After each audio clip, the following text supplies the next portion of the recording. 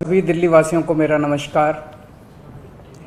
पिछले 1 साल से जब से कोरोना शुरू हुआ है, मैं समय समय पे आपके बीच में आके सभी तथ्यों को, परिस्थितियों को ईमानदारी के साथ आपके सामने रखता रहा हूँ, आपसे चर्चा करता रहा हूँ। एक चीज़ हम लोगों ने हमेशा गांठ बांध के रखी, आपको कभी गलत तथ्य नहीं दिए, आपसे कभी झूठ नहीं बोला, जो था आपके सामने रख दिया। अगर स्थिति अच्छी थी तो भी आपको बताया, स्थिति खराब थी तो भी आपको हमने ईमानदारी से बताया, क्योंकि हम पहले दिन से समझ गए थे कि ये इतनी बड़ी आपदा है कि आपके साथ के बिना, जनता के साथ के बिना अकेले इस आपदा से सरकार सामना नहीं कर सकती। जनता का सहयोग और जनता की सहभागिता इस पूरे संघर्ष में बेहद ज़रूरी है। और जब तक जनता को सच नहीं बताया जाएगा, सारे तथ्य जनता के सामने नहीं रखे जाएंगे, तब तक जनता की भागीदारी सुनिश्चित करना असंभव था। इसीलिए हमने हर चीज़ आपके सामने रखी। हमने टेस्ट नहीं कम होने दिए। आज दिल्ली के अंदर सबसे ज़्यादा टेस्ट हो रहे हैं। मैं तो ये कहूँगा कि अगर प्रति 10 लाख की पॉपुलेशन पे देखा जाए तो शायद पूरी दुनिया में सबसे ज़्यादा टेस्ट दिल्ली में हो रहे हैं। मैंने देखा कि कई जगहों पे उन्होंने टेस्ट कम कर दिए। टेस्ट कम कर दिए तो केस कम आने लग गए। इस तरह से तथ्यों के साथ कई जगह हेरफेर करने की कोशिश की गई। हमने ऐसा नहीं किया। हमने टेस्ट कम नहीं किए, उल्टे कम करने की वजह हमने दिल्ली में टेस्ट कई गुने बढ़ा दिए। आज लगभग 1 लाख टेस्ट दिल्ली में डेली हो रहे हैं। हमने मौत के आंकड़े आपसे नहीं छुपाए। जितनी मौतें होती थी हमने सब आपके सामने रखी, ईमानदारी से रखी। अगर ज़्यादा हो रही थी तो ज़्यादा बताई, कम हो रही थी तो कम बताई। कितने बेड्स हैं, कितने आईसीयू बेड्स हैं, क्या परिस्थितियां हैं, हर चीज़ आपके सामने ईमानदारी के साथ रखी। और इसी वजह से जब भी हमने कड़े निर्णय लिए, हमें आपका पूरा सहयोग मिला, दिल्ली की जनता का पूरा सहयोग मिला। मैं हमेशा कहता हूं कि हमारी दिल्ली एक परिवार है। दिल्ली के 2 करोड़ लोग एक परिवार हैं। और जब परिवार में कोई आपदा आती है तो सारे परिवार के लोग मिलकर उसका सामना करते हैं। अब भी हम सभी मिलकर इसका सामना करेंगे। पहले भी जीत हुई थी, अब भी जीत होगी। आज दिल्ली में क्या परिस्थिति है? पिछले 24 घंटे में दिल्ली में लगभग 23,500 केस आए हैं। उसके पिछले 24 घंटे में लगभग 25,500 केस आए थे। तो पिछले 3-4 दिन से रोज हम देख रहे हैं लगभग 25,000 के करीब केस आ रहे हैं। पॉजिटिविटी बहुत ज़्यादा बढ़ गई है, संक्रमण दर बहुत ज़्यादा बढ़ गई है। दिल्ली के अंदर अस्पतालों में उपलब्ध बेड्स की भारी कमी हो रही है। डेली 25-25 हज़ार अगर पेशेंट्स आएंगे तो कोई भी व्यवस्था चरमरा सकती है। दिल्ली के अंदर बेड्स की भारी कमी हो रही है। आईसीयू बेड्स दिल्ली में लगभग ख़त्म हो गए हैं। आज सुबह मैं ऐप पे देख रहा था 100 से भी कम आईसीयू बेड्स दिल्ली में बचे हैं। ऑक्सीजन की भारी कमी हो रही है। कल हमने सेंट्रल गवर्नमेंट को भी लिखा है, उनसे बातचीत चल रही है। परसों रात को एक हादसा होते होते बचा। एक प्राइवेट हॉस्पिटल ने हमें बताया कि परसों रात को 3 बजे के करीब उनके अस्पताल की ऑक्सीजन लगभग ख़त्म हो गई। वो बोले जी हम तो बहुत बुरी तरह से डर गए, बहुत बड़ा हादसा हो सकता था। इधर उधर हाथ पैर मार के किसी तरह से उन्होंने कहीं से ऑक्सीजन का इंतजाम किया। दवाइयों की कमी हो रही है, रेमडेसिविर दवाई की खासकर काफ़ी कमी हो रही है। ये सारे तथ्य मैंने आपको डराने के लिए नहीं बताए। ये सारी परिस्थिति है और इन परिस्थितियों में हमें अब अगला कदम क्या उठाना है, इस पे चर्चा करने के लिए मैंने आपको ये परिस्थिति बताई है। तो दिल्ली के अंदर कोरोना की परिस्थिति काफ़ी गंभीर है। अभी तक हमने दिल्ली के अंदर हेल्थ सिस्टम को बड़े अच्छे तरीके से मैनेज किया। दिल्ली में 4थी वेव आई है। पहली वेव पिछले साल जून में आई थी जिसमें 4,500 के करीब केस आए थे।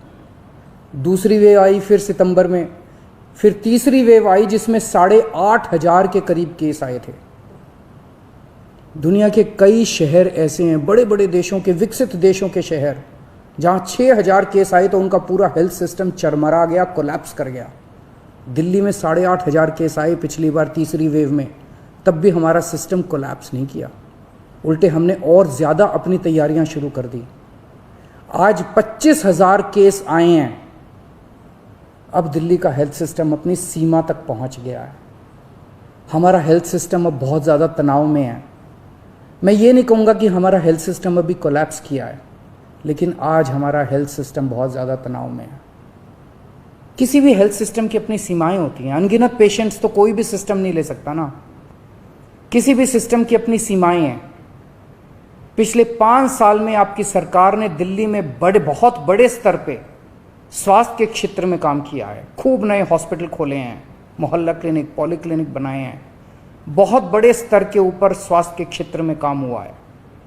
यही कारण है कि आज 25,000 केस के ऊपर भी दिल्ली का सिस्टम चल रहा है। लेकिन अब इसके बाद अगर तुरंत कुछ कठोर कदम नहीं उठाए गए तो ये सिस्टम कोलैप्स कर सकता है। और अगर हेल्थ सिस्टम कोलैप्स कर गया तो मुझे डर है कहीं बहुत बड़ी त्रासदी ना हो जाए। जैसे मैंने बताया कि कल एक अस्पताल में ऑक्सीजन बिल्कुल ख़त्म हो गई थी और बहुत बड़ी त्रासदी होते होते बची। मैंने वीडियोस देखे हैं, तस्वीरें देखी हैं, आपने भी देखी होंगी सोशल मीडिया पे। दुनिया के कई शहर ऐसे हैं जहां कॉरिडोर में पेशेंट्स पड़े हुए हैं, सड़कों के ऊपर लोग दम तोड़ रहे हैं। अभी तक हमने दिल्ली को उस किस्म की त्रासदी से बचाया है, वैसा नहीं होने दिया। आज सुबह 11 बजे मेरी और एलजी साहब की मीटिंग हुई और इन सारे पहलुओं के ऊपर, सारी परिस्थिति के ऊपर काफ़ी विस्तार से बातचीत हुई। और उस बातचीत के बाद हमें ये लगा कि दिल्ली का हेल्थ सिस्टम बड़ी मात्रा में और अधिक पेशेंट्स अब लेने में असमर्थ है। अगर हमने अभी लॉकडाउन नहीं लगाया तो कहीं ऐसा ना हो कि बड़ी त्रासदी हो जाए। हम किसी भी हालत में दिल्ली को उस परिस्थिति में नहीं ले जाना चाहते जहां कॉरिडोर के अंदर पेशेंट्स पड़े हैं, सड़कों पे लोग दम तोड़ रहे हैं। आज सभी परिस्थितियों का जायजा लेने के बाद आपकी सरकार को ये लगता है कि दिल्ली में कुछ दिन के लिए लॉकडाउन लगाना ज़रूरी है, तो आज रात को 10 बजे से अगले सोमवार को सुबह 5 बजे तक 6 दिन के लिए दिल्ली में लॉकडाउन लगाया जा रहा है। इस दौरान जाहिर है कि जो एसेंशियल सर्विसेज हैं वो जारी रहेंगी, खाने पीने की, मेडिकल व्यवस्थाओं की वो जारी रहेंगी। ये शादियों का सीज़न है, लोगों के बड़े मुश्किल से रिश्ते बनते हैं, हम उनके रिश्ते तोड़ना नहीं चाहते, तो लोगों की शादियां संपन्न हों, लेकिन केवल 50 लोगों के गैदरिंग के साथ संपन्न हो। उसके लिए अलग से पास दिए जाएंगे। इसके बारे में अभी थोड़ी देर में डिटेल्ड ऑर्डर जारी हो जाएगा कि कौन कौन सी चीज़ें जारी रहेंगी और कौन सी चीज़ों पर पाबंदी रहेगी। मैंने और एलजी साहब के हम दोनों ने निर्णय तब लिया है जब हमारे पास कोई उपाय नहीं बचा था। हमारे लिए निर्णय लेना आसान नहीं था, क्योंकि मैं समझ सकता हूं कि लॉकडाउन के दौरान किस तरह से लोगों के रोज़गार ख़त्म हो जाते हैं, लोगों की कमाई ख़त्म हो जाती है, और ख़ासकर सबसे गरीब तबके के लिए तो ये बेहद मुश्किल होता है। जो दिहाड़ी करके रोज़ कमाते हैं उनके लिए तो बेहद मुश्किल हो जाता है। पिछली बार जब देश में लॉकडाउन लगा था, हमने देखा कि किस तरह बड़ी संख्या में प्रवासी मजदूर अपने गांव जाने लगे थे। उनसे मैं ख़ास तौर से हाथ जोड़ के अपील करना चाहता हूँ, ये छोटा सा लॉकडाउन है, 6 दिन का, दिल्ली छोड़ के मत जाइएगा। आपके आने जाने में इतना समय खराब हो जाएगा, इतना पैसा खराब हो जाएगा, इतनी ऊर्जा खराब होती है। दिल्ली में रहिए। मुझे उम्मीद है कि ये छोटा लॉकडाउन है और छोटा ही रहेगा। मुझे पूरी उम्मीद है कि शायद बढ़ाने की ज़रूरत ना पड़े। आप दिल्ली में रहिए। यकीन मानिए, हम पूरी ईमानदारी के साथ सब मिल के लड़ेंगे तो जल्दी इस मुसीबत से छुटकारा पाएंगे। मैं आपको यकीन दिलाता हूँ, सरकार आपका पूरा ख्याल रखेगी। मैं हूँ ना, मुझ पे भरोसा रखिए। मेरी दिल्ली के सभी नागरिकों से अपील है कि ये निर्णय हमने बहुत मुश्किल से लिया है। आप सब लोग जानते हैं कि मैं लॉकडाउन के सख्त खिलाफ रहा हूँ। हमेशा से मैंने लॉकडाउन का विरोध किया है। मेरा ये मानना है कि लॉकडाउन से कोरोना ख़त्म नहीं होता, लॉकडाउन से कोरोना की स्पीड कम हो जाती है। मेरा हमेशा ये मानना है कि अगर किसी भी शहर या राज्य की स्वास्थ्य व्यवस्था अपनी सीमा तक पहुंच जाए तो लॉकडाउन लगाना ज़रूरी हो जाता है, ताकि पेशेंट्स का नंबर कम हो जाए, ताकि हेल्थ सिस्टम को और दुरुस्त किया जा सके।